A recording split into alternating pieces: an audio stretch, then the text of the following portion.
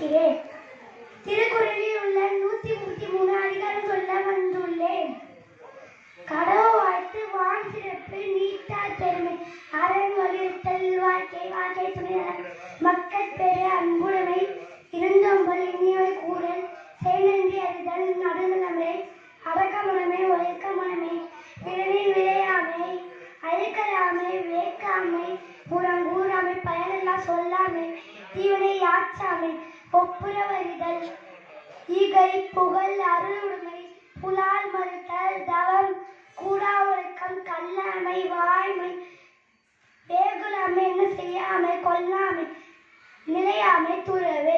மேலொருத்தல் ஆவாறுத்தல் உள் இறைமாட்சி கல்வி கல்லாமை கேள்வி அறிவுடைமை குற்றங்கடிதல் பெரியோரை துணைக்கோட சிற்றினம் சேராமை தெரிந்து சேரவர் வலியறிதல் காலமறிதல் இடமறிதல் தெரிந்து தெளிதல் தெரிந்து விடையாடல்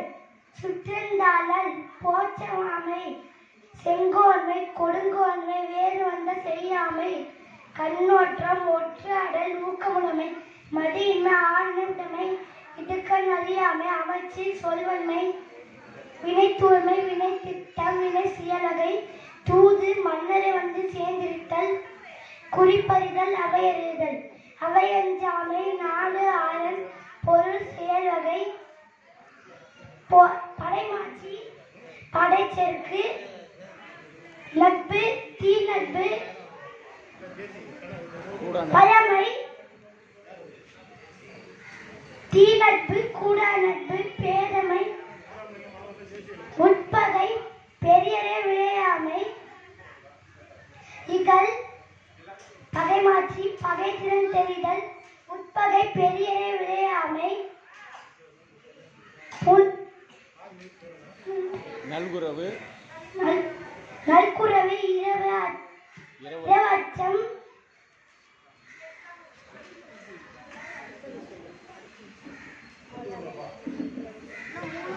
நன்றியில் செல்வம் நானுடைமை பொருள் செயலகை சொல்லுவான் சொல்லு புணர்ச்சி மகிழ்தல் நலன் முனைந்திருத்தல் காது சிறப்புரித்தல் நானு சிறப்புரித்தல் நல அலன் அறிவுறுத்தல் புலம் புலால்